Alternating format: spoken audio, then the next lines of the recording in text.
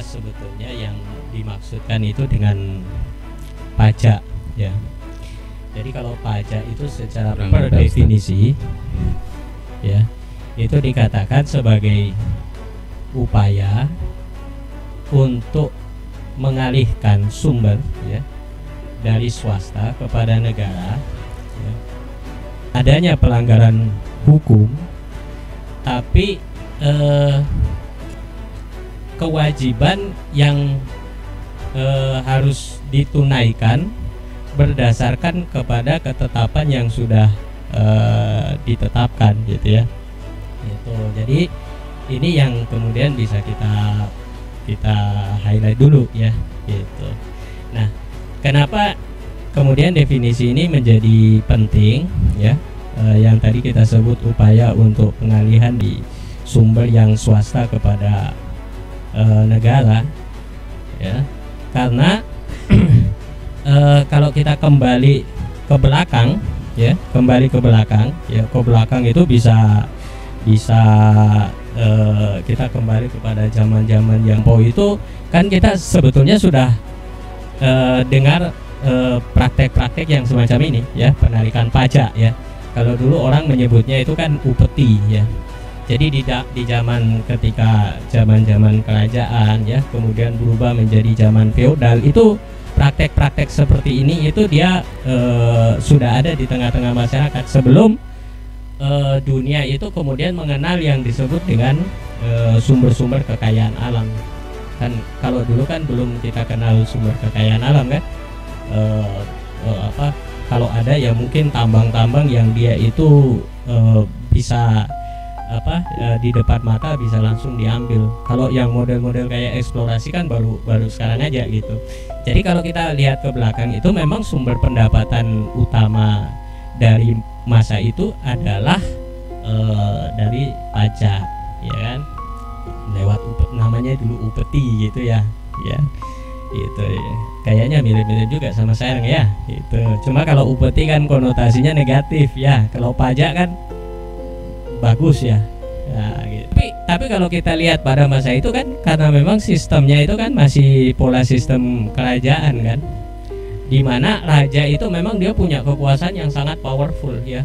Bahkan dia punya klaim seluruh masyarakat itu ketika dia mau bekerja dan segala macam itu dia bekerja dan dia beroperasi di atas tanah yang itu menjadi milik daripada raja.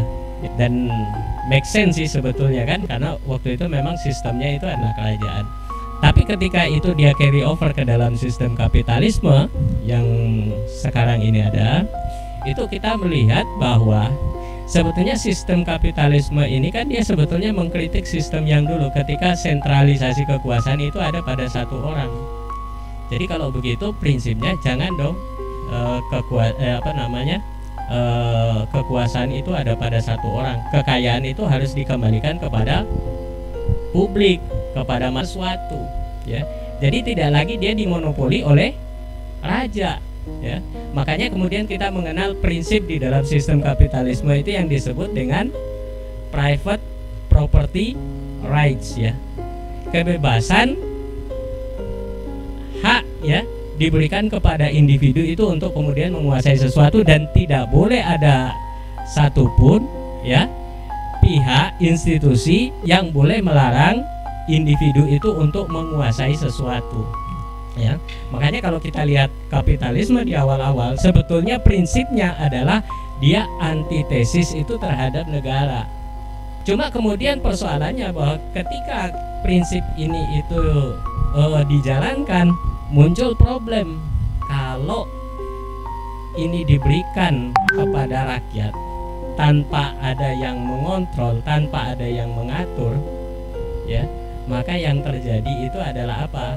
Yang terjadi itu adalah bahwa kesenjangan itu makin tambah besar karena ada sebagian orang yang sangat produktif ya, dia bisa mengakumulasi kekayaan sedemikian banyak, tapi ada juga sebagian orang yang tidak mampu. Makanya disitulah muncul teori Keynes yang mengatakan bahwa sepanjang masih ada orang miskin, maka keberadaan negara itu penting.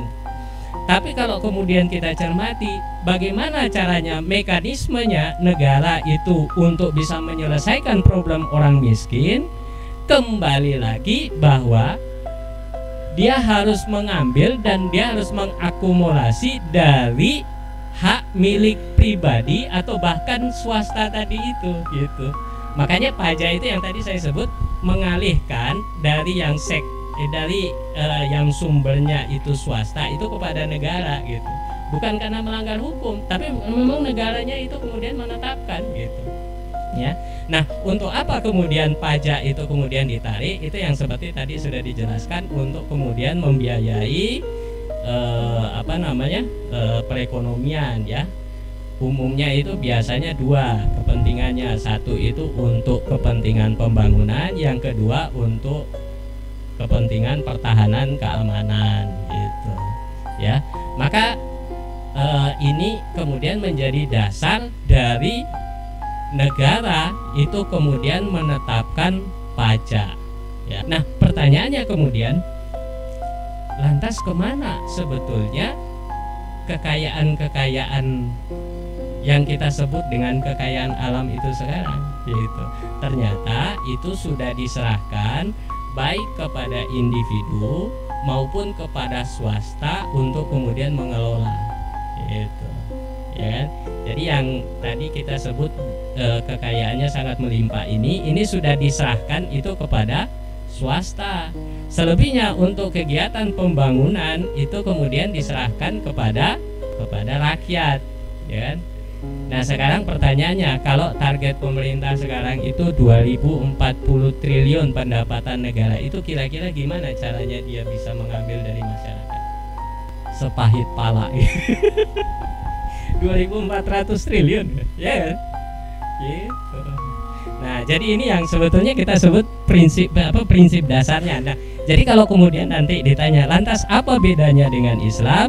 Maka kita harus pahami bahwa sistem yang sekarang itu dia lahir dari paradigma yang kita sebut tadi itu dengan paradigma kapitalis. Jadi seluruh hidup kita ini, makanya ada orang yang menyebut begini, life is tax and debt. Jadi hidup itu hanya untuk bayar pajak sambil nunggu mati gitu ya. Jadi sangat luar biasa ya. Jadi itu sekilas perbedaannya. Jadi memang perbedaannya sangat paradigmatik, sangat prinsipil dan sangat filosofis gitu.